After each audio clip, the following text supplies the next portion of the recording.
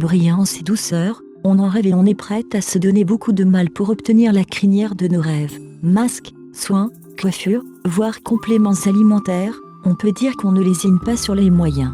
Pourtant, certains gestes apparemment anodins anéantissent tous nos efforts pour avoir de beaux cheveux naturellement. On fait vite le point sur ces réflexes quotidiens à bannir absolument de notre routine beauté. Comment avoir de beaux cheveux longs et brillants?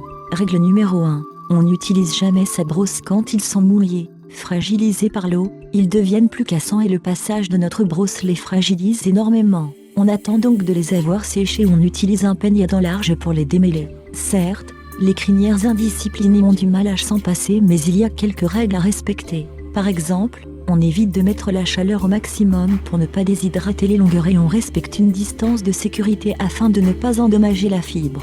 Frotter énergiquement en sortant de la douche est un réflexe douloureux pour nos cheveux. Ce geste a en effet tendance à les fragiliser et à favoriser la casse. Alors au lieu de les maltraiter, on les enroule dans une serviette quelques minutes avant de les tamponner doucement.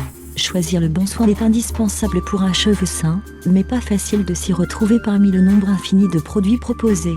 Le choix de la rédac, faire confiance à l'expertise du géant L'Oréal. On mise sur l'huile essentielle de thé atré, arbre à thé, qui a pour promesse de purifier le cuir chevelu, un composant que l'on retrouve notamment dans la gamme Elsef Phyto Clear, parfaite pour se débarrasser des pellicules tout en douceur. Certains jours à plat, le curly est notre seul allié pour retrouver un peu de volume. Afin de pouvoir l'utiliser à volonté, on n'opère pas n'importe comment, et la première chose à éviter, c'est de le travailler sur cheveux mouillés. On dit non à l'effet botte de paille et on sèche bien les longueurs avant de commencer. Certes, la queue de cheval stricte est tendance, mais ce n'est pas une raison pour en abuser. Les attacher très souvent ou de façon trop serrée favorise la casse, voire la perte des cheveux. On alterne donc avec des coiffures lousses qui font du bien à notre crinière et on les laisse flotter en liberté avant d'aller se coucher. Ce n'est une surprise pour personne, un shampoing tous les jours est la meilleure façon de les bousiller. Non seulement cela ternit nos longueurs, mais on agresse le cuir chevelu qui produit plus de sebum. Et les racines grasses.